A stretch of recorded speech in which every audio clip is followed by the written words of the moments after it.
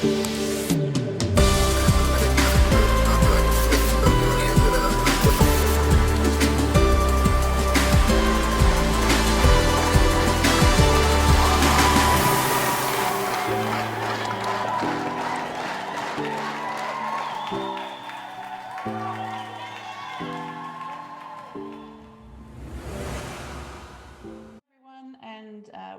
to the VID21 conference.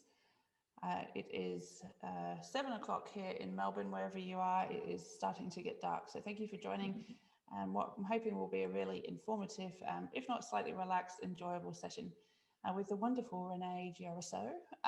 If you are joining for the first time, please just pop into the chat, say hello, where you're joining from, so we know who's in the room. If you are returning, welcome back. Our final speaker for today is, as I said, the wonderful Renee. Renee is a highly sought after leadership and communication expert. She's also really passionate about mindset, which is our focus today.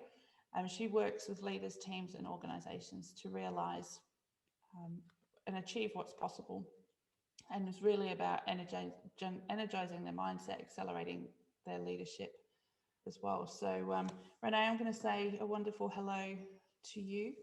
Hello, great to be here. It's always nice to have you back. And this is your wonderful new book, which we're going to be exploring today. So for people that haven't checked it out yet, it's called Gift Mindset by Renée Giarrusso. And Renee, I just want to get straight into it and just, I mean, this is a decent thickness. So and it was cut back, luckily. What's the background? Tell us more about the Mindset book and how it came about. Yeah. So this is my third book, and the gift mindset's something that I've embraced for many, many years, and have done a lot of work with clients, loved ones, you know, down to my nieces and my nephews. And over 3 months in COVID, I got to pen the book over weekends, and I'd built up a lot of case studies over the 2 years prior. But it's, you know, at the end of the day, it's all about stepping back, creating deeper self-awareness to really unwrap the gift, I believe, that is in every situation, good or bad. So it's about taking that self-reflective time, not always easy to see a silver lining in a challenge, but to really look at what can I learn from this, and also what can I learn from the successes I have to be able to progress myself forward and to share with others. And I guess almost be a survival guide for someone else. Yeah. Yeah, I think there's, I've known you for a few years now, and I think you're definitely a glass half full person as opposed to one that's half empty. And in the networking session that we were having before this session, a few of us were just talking about as bad as last year was, in a lot of ways, there are positive things that have come out of it. And in your language, that's what you call gifts. Yeah. And look, I really think they can come from people, they can come from situations, but the big thing for me is they can come from, you know, facing a crisis, facing adversity and challenges, but also I think a lot of people have successes, including all of us, big or small, and we get caught up in the doing and not the being, and we tend to go to the next thing. So I think it really applies to both sides of the coin, so to speak. Yeah. So when did you first adopt a gift mindset? What was the gift that gave you the gift? The gift that gave me the gift. I was at an early age, but the thing that stood out for me, and I write about this in my book, was the summer of 1997, giving away my age here. And I decided to go over and do Camp America. So never been overseas, you know, never been away on my own. My mum was an absolute wreck, and I went over on an exchange program and had an amazing trip, lived with different host families, worked all over America. But when I came back, I'd heard my father wasn't well, and he was only, I think, 50 at the time, which in hindsight back then I thought was quite old. He was diagnosed with an aneurysm that they said it wouldn't do anything. It would sit there. It was in his brain. Anyway, he was fine for a few months. And this one night, and I remember it so vividly, I was out at the movies with my now husband, and I'm quite intuitive, and I just knew something was wrong. And I went home. I was living back at home at that stage, and mum and dad hadn't been together for many years, but very good friends. And mum opened the door and she said, I think you better rush down to the hospital. So dad had actually had a heart attack and died straight away, but she hadn't told me that. And we got to the hospital and he'd passed on.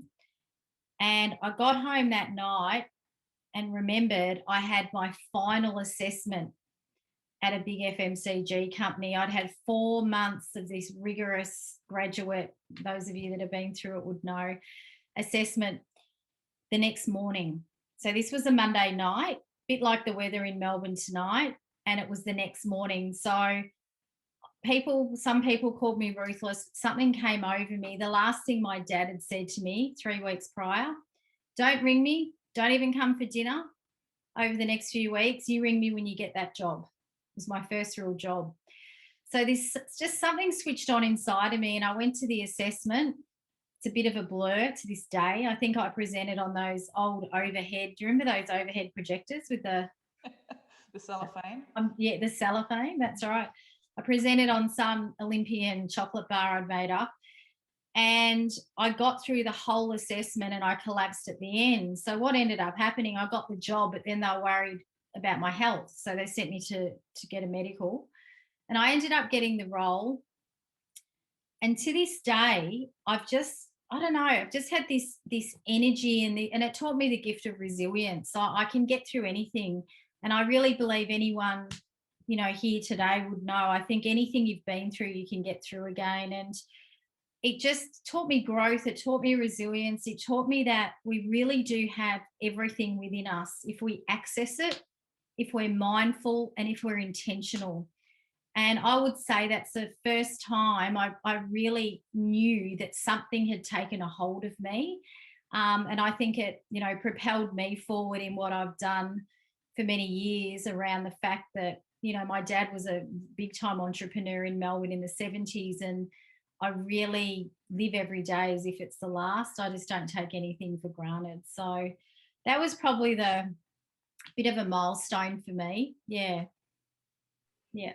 Yeah, I think I know I've certainly got milestones in my backstory that I'm very fortunate to still have both of my parents kicking around, even if they're on the other side of the world at the moment. But yeah, I'm sure everyone listening can certainly think back and it's probably got milestones. Yeah. Good and bad, like you said, that you can take something positive from. So, what do you find gets in the way? Yeah, I think look, the gift mindset's in and out of work. So the books really, we're getting a lot of responses from obviously corporate, around culture, to mums and dads, to teenagers. So the gift mindset applies to anyone. And I think the key barriers that get in the way are similar. The first one is, I think I mentioned earlier, we get caught up in the doing, not the being. So we keep going and we don't always stop and have that self-reflective time. And I know in a lot of companies, they see that, a lot of them do see it as quite indulgent. So I think the first thing is not to suppress. Express what you're feeling, express what you've been through, and be open to share that. The second one that we see a lot is judgment from others, or I may in a work context, the team and I, this didn't work out how we wanted. We took a risk. We lost money. We don't really want to go and advertise that and share it. But I really believe sharing those lessons, I think, opens up the space for people to take risk, innovate, create change, which we know is the future of leadership. An interesting one that I talk about quite deeply in the book is using success as a secret weapon. And I had many, many years ago a client that I'd done a lot of work with him and 2 of his teams. And when we'd finished the project, he sort of said to me, I was going to send you on to the rest of the business, but you're our secret weapon. And that was the day I realised that, gifts need to be shared, and they could be people, they could be experiences. And I think if you're having success, share best practice, replicate that success, You're all one business at the end of the day. And the other one I think that's quite a big one is workplace culture. There's a lot of workplaces, I work across about 22 industries at the moment, and not all, but a lot, especially after last year, they're performance focused, transactional. And I just feel that this whole connection and collaboration that needs to happen, this sharing, is not happening.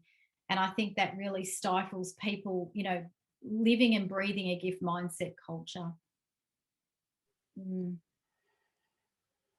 So if I was sitting, especially after last year, if I was sitting there going, okay, this all sounds great, Renee, what can I do to start adopting a gift mindset? And we'll get into some of the specific gifts that you talk about in the book later on. But how do we adopt a mindset?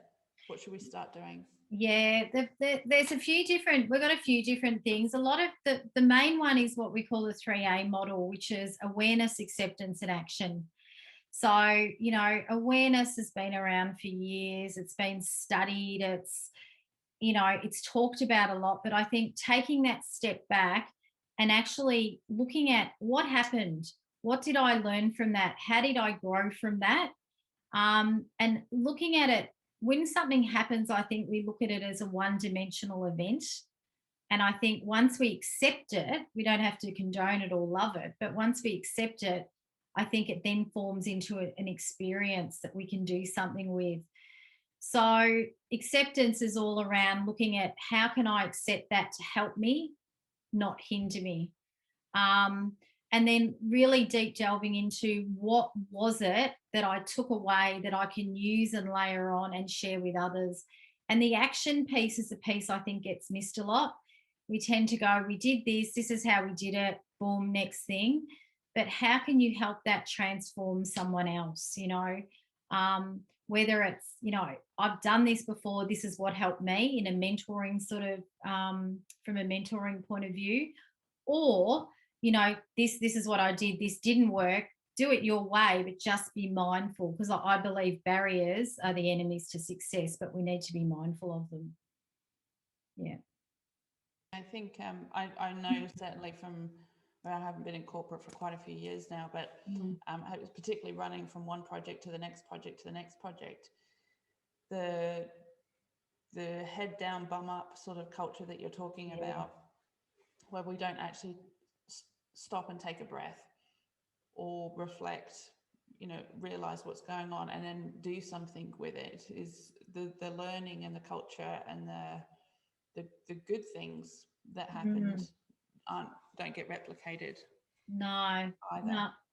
And I think after last year, there's companies that have done really well that can't keep up, and then there's companies that are quite broken that are either finishing up or rebuilding. So they both have, and I get it. We all had a pretty tough year last year, and I think there's this sense of urgency to just do and not be enough. And I think creating things, if you're leading a team or you're working with your peers, we've got companies doing Win Wednesdays, so they share a success, and you'd be surprised how many people are saying to me, I'm really struggling with this Win Wednesday, I feel like I'm gloating, I feel self-indulgent. But I always say, a bit like feedback, I guess, I always say, you not sharing that success and how that came to be is almost selfish. You're not being in service to your team and your peers. So Win Wednesdays is a really good way to bring it in. And the other one's Failure Fridays. They sort of call it something else in some companies. But, what did we do and what went wrong and why it went wrong, and sharing that. And some of them have actually, back in the office, we're doing like cork boards, so it's quite tactile. You can do it in a lot of different ways, but I think staying on top of it and just subtly bringing it in, I think gets people to open up and more than anything share their stories, which we all resonate with storytelling. Yeah, the whole celebrating successes and it has come up a few times in different ways.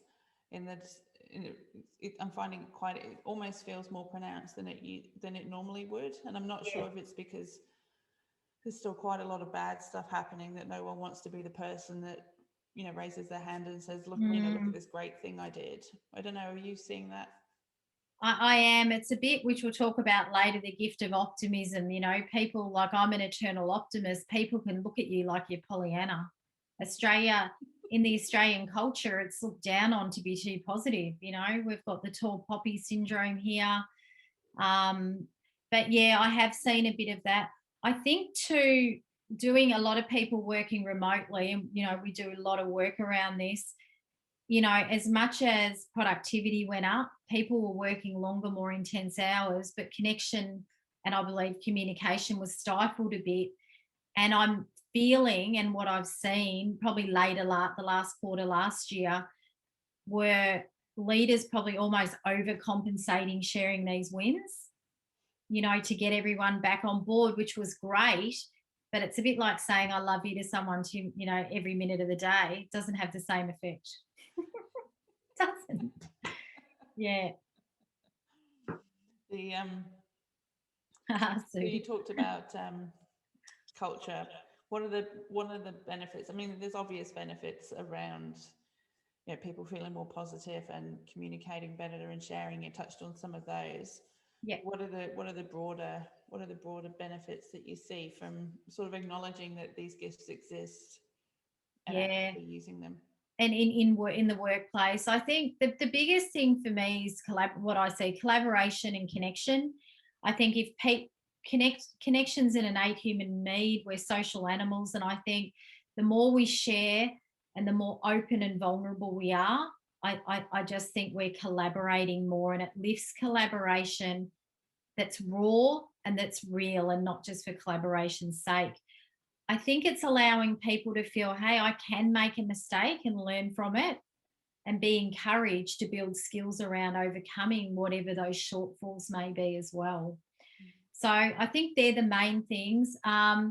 Also seeing, just in some companies we've got a gift mindset culture program in, we're seeing some divisions that are meshing a lot better. So, you know, they'll talk about different things and, you know, what gift does that fall into?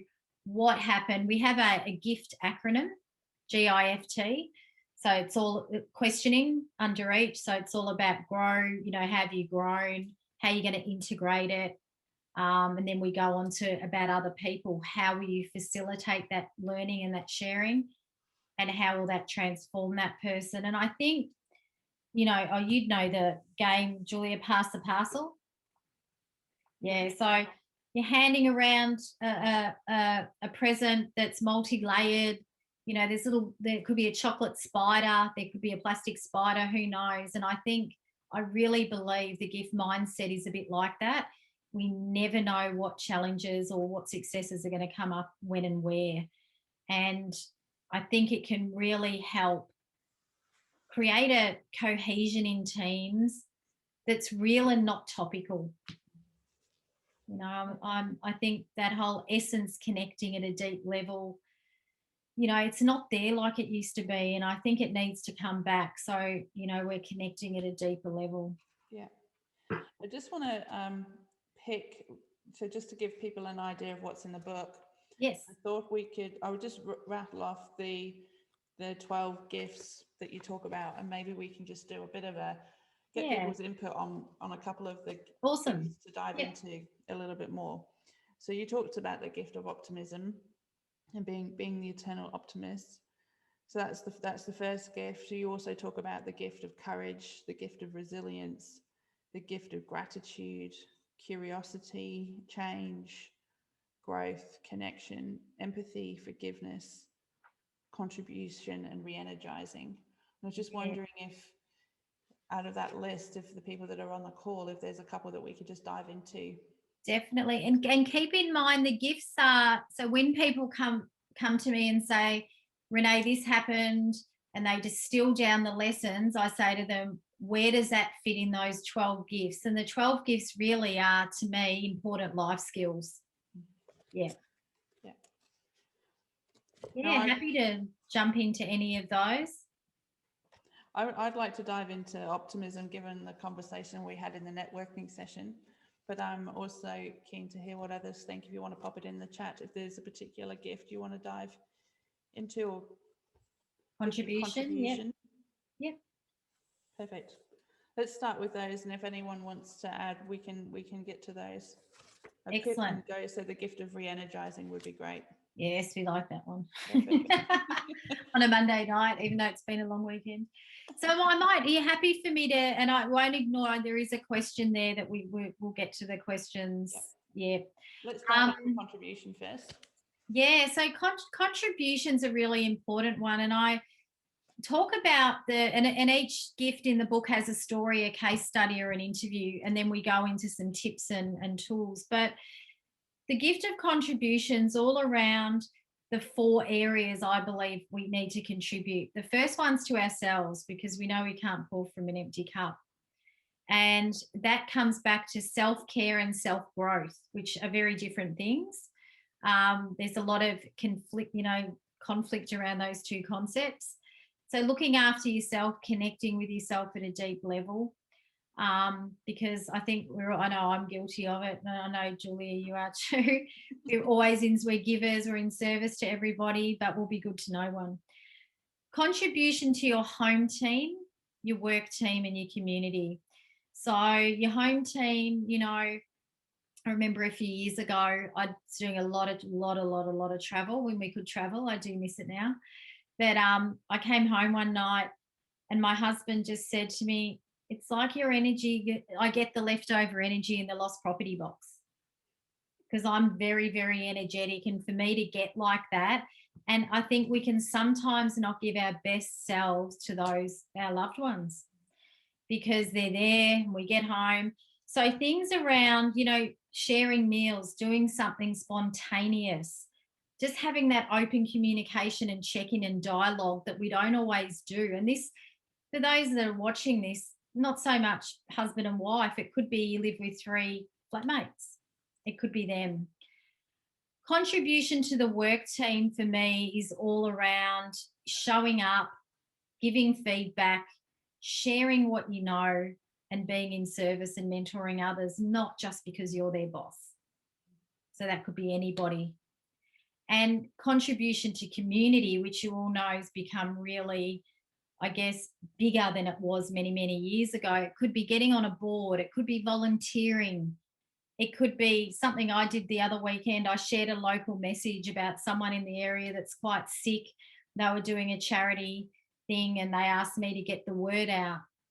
So it could be something as simple as that.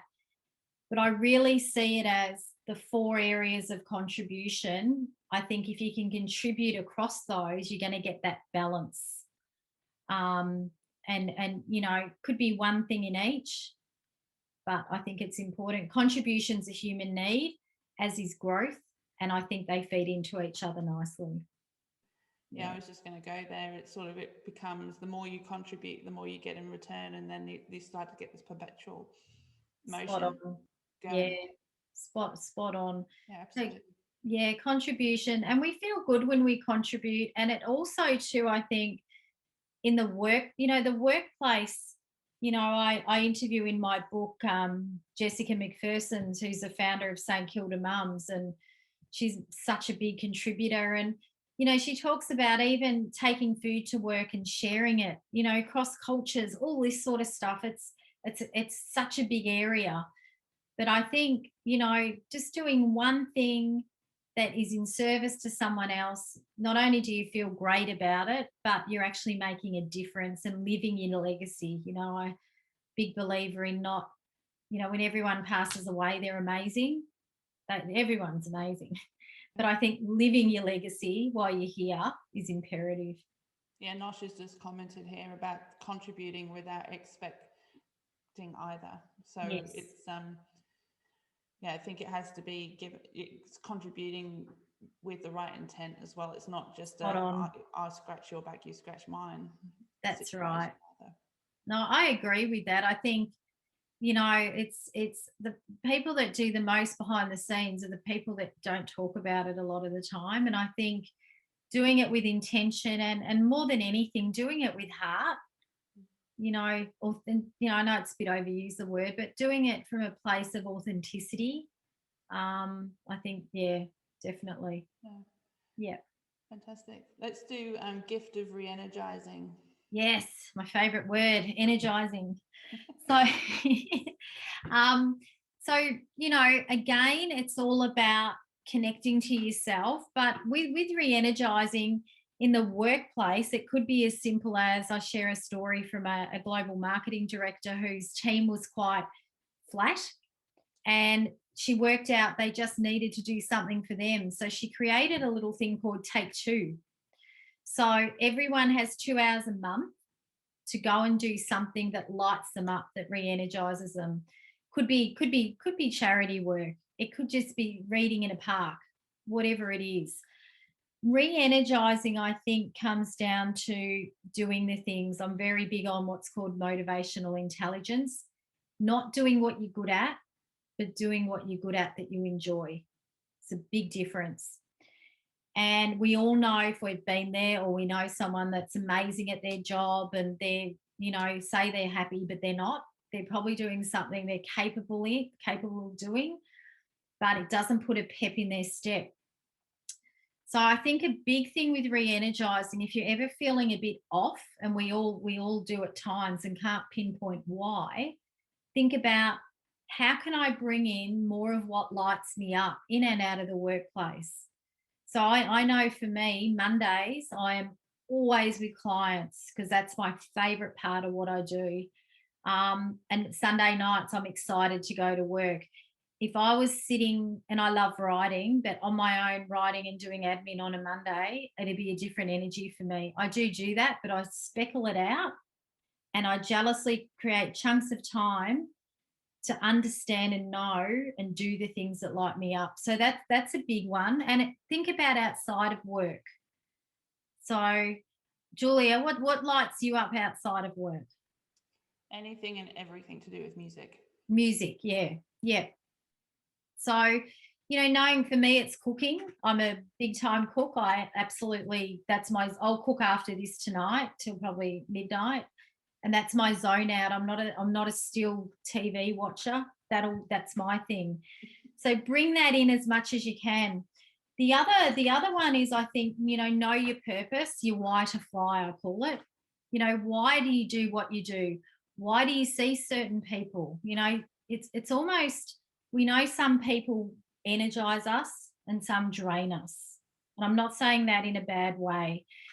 But I know there's a whole topic, I call it the unspoken breakup.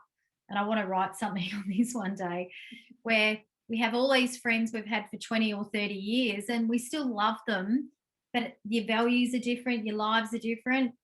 And if you don't have a lot of time, you've got to really make sure you're connecting with the right people. And I say that with heart. Another big one, I believe, that comes into being re-energized is practicing gratitude. And it's a big word. It's one of my values. Focusing on what you do have, not what you don't have.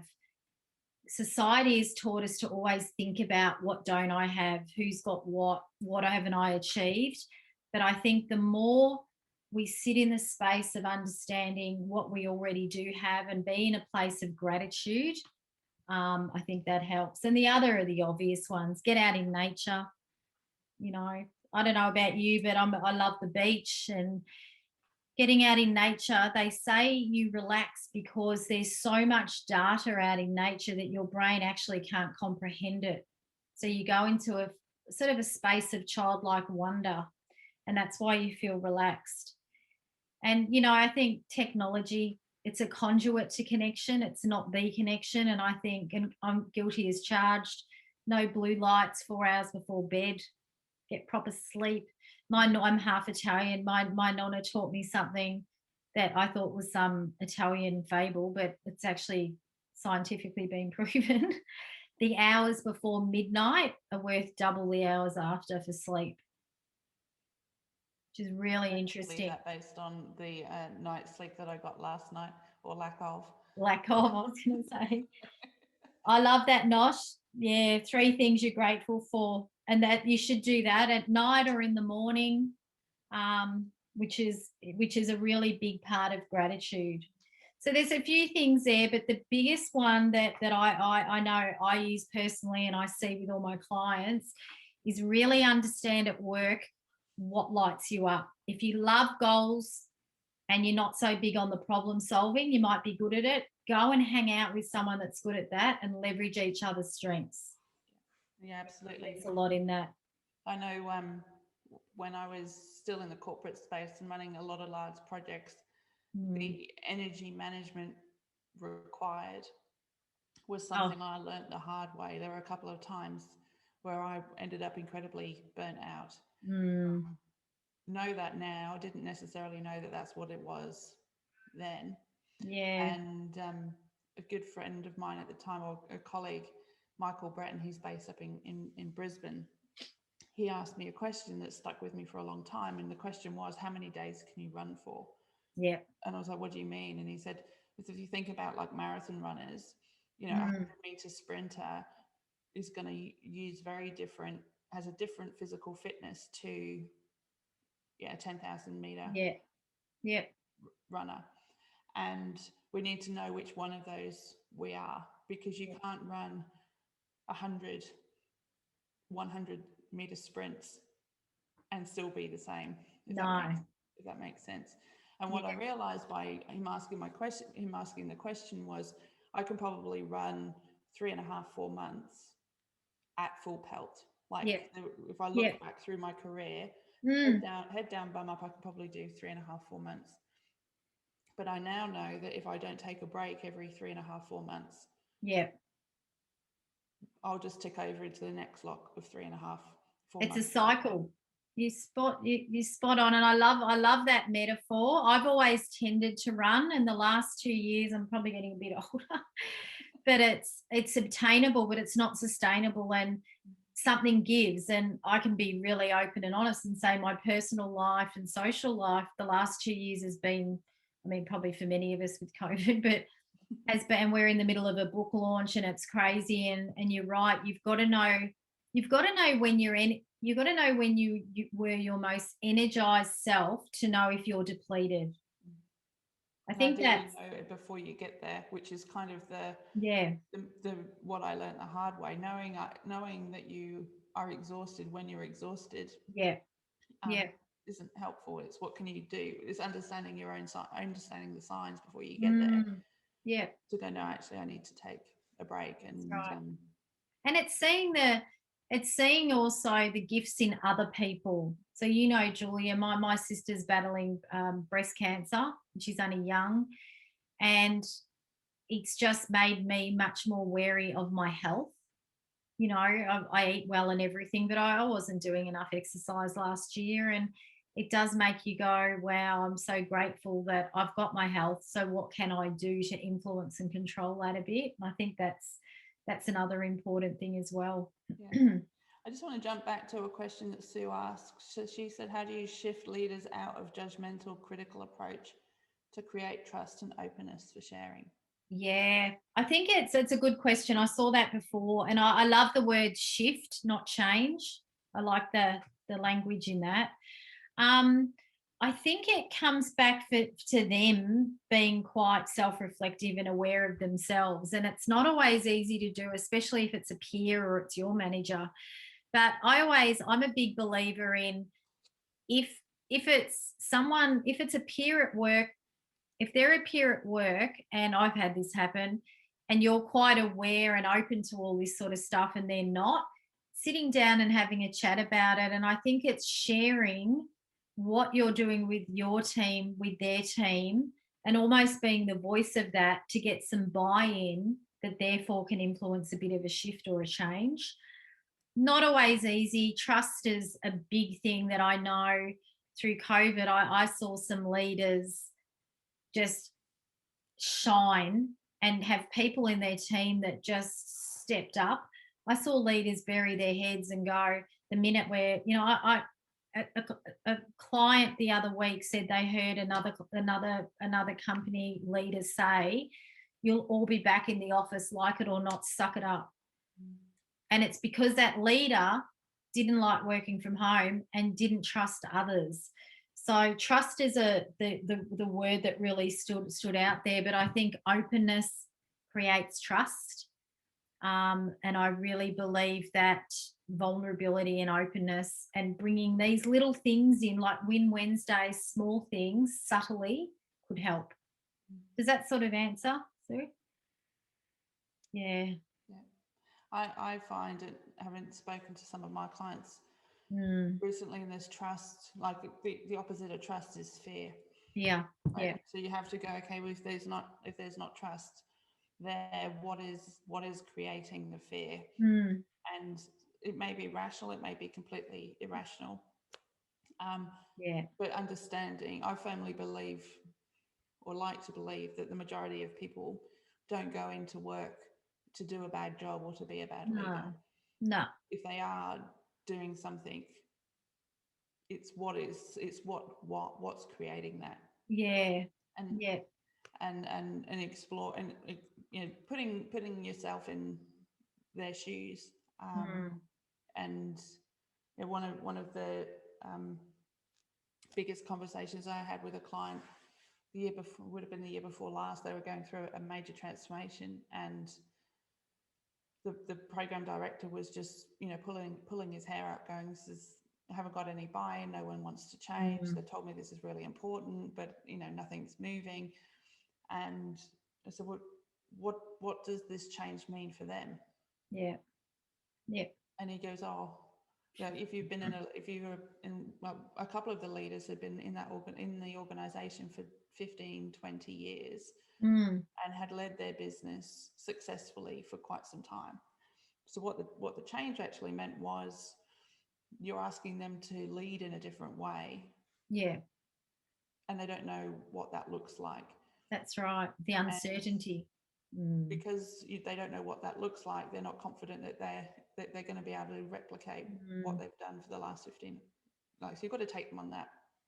It's people own what they co-create, don't they? It's about, you get a lot of leaders that will turn around and say, "Oh, we tried to do this and no one wanted to do it." And it's like, you've gone there. It's almost like creating a product before testing it and doing focus groups with consumers, right?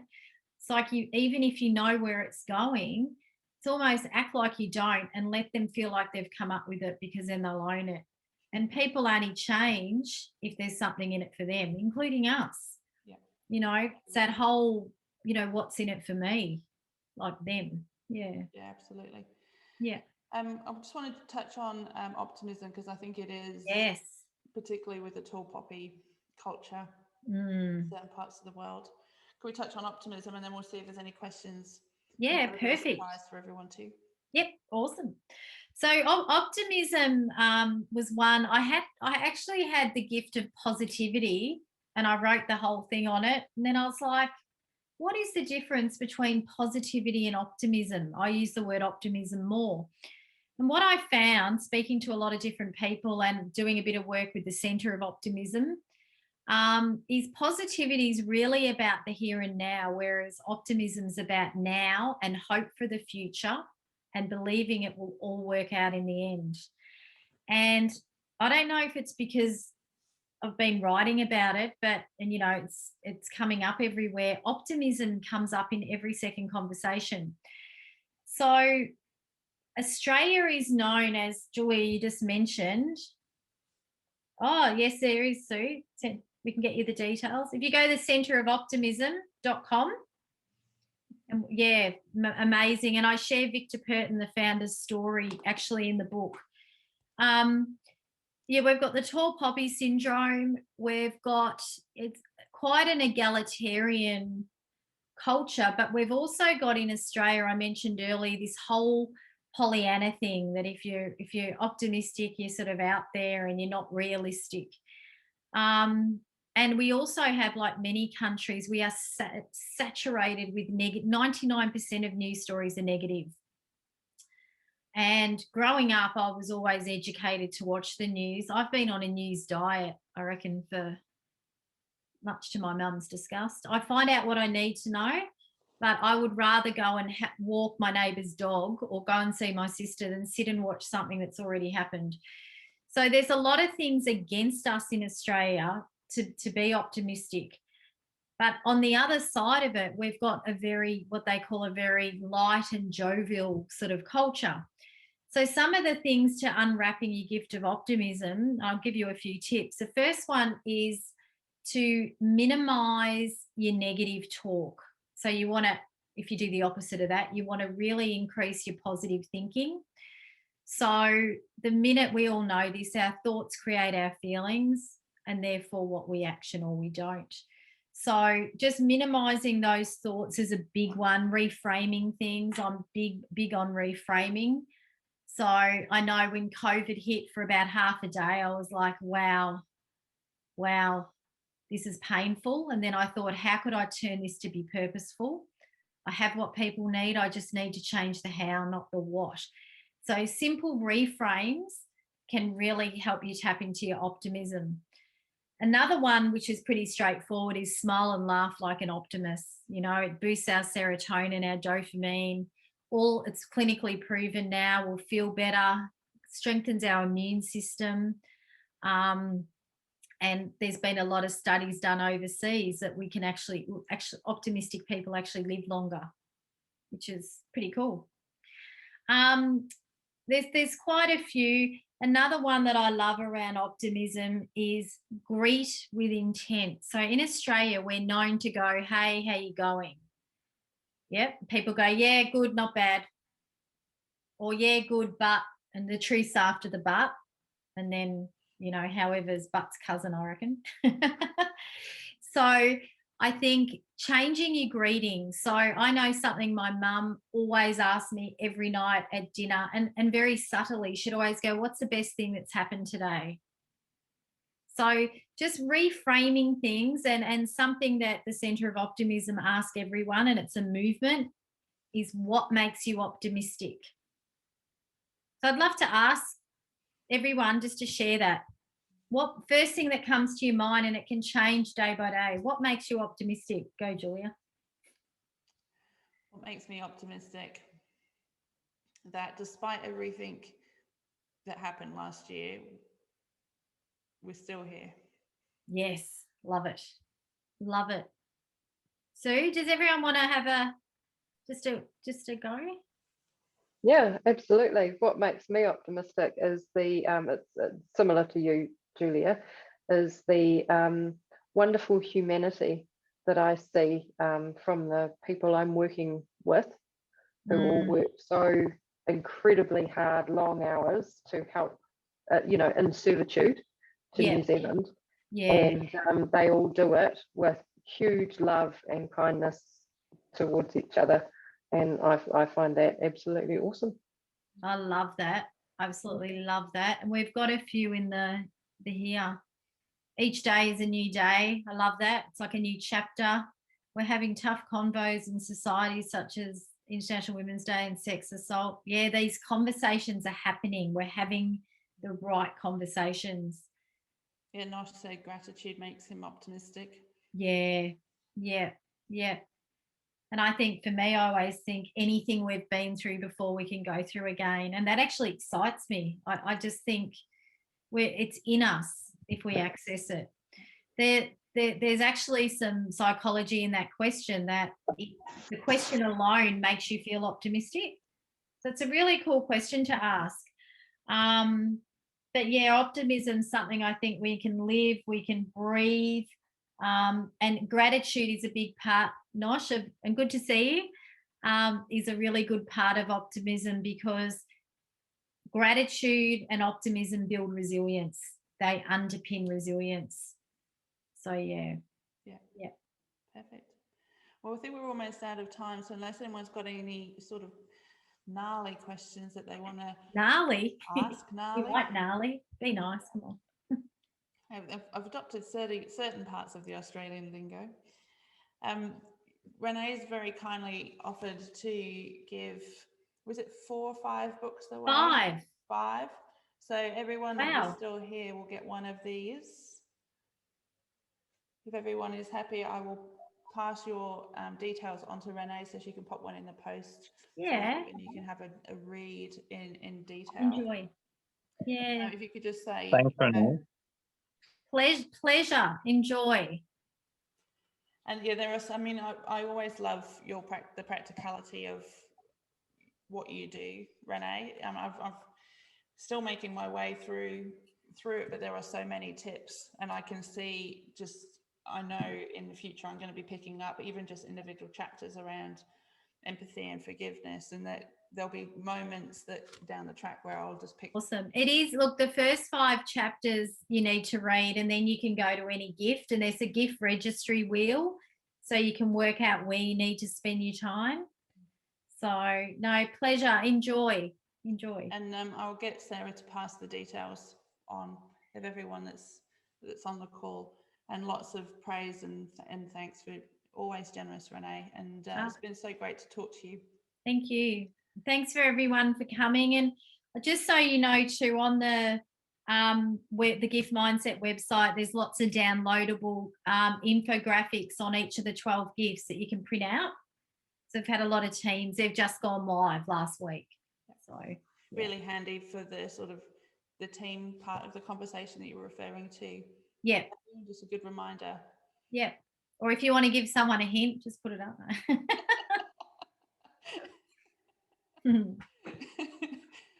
Renee, thank you so much. Yeah, great feedback in the chat, Renee. So thank you always for your generosity. Go and enjoy cooking your food. I know from following you on Insta that your feed is full of very delicious looking food. So I look forward to being able to sit and have a glass of wine and a bite to eat once it's finished. Thank you so much. And thanks to everyone that joined an evening session. We are going to call it a day. Day 1 is now done. So if you haven't already been into the community, I really recommend that you go and check it out. All of the on-demand videos for today's session are there. So if you've missed one of the sessions or you want to catch up on something, please come back to the community and just and enjoy whatever works for you. We've got a great session tomorrow starting at 10 o'clock with Cole Fink, who's a good friend of Renee and I's, and he'll be talking about how to build tribes. And so it's a really nice segue, Renee, from what you were talking around culture and bringing people together and connection into Cole's session tomorrow about how do we bring people together to do more together. So Nosh is having curry, so I'm not sure what I'm having because my husband said he would sort it out. So I've got to say that a bit louder. Hey, thanks so much for having me, and thanks everybody for coming along on your Monday night. No worries. Take care and enjoy the rest of International Women's Day.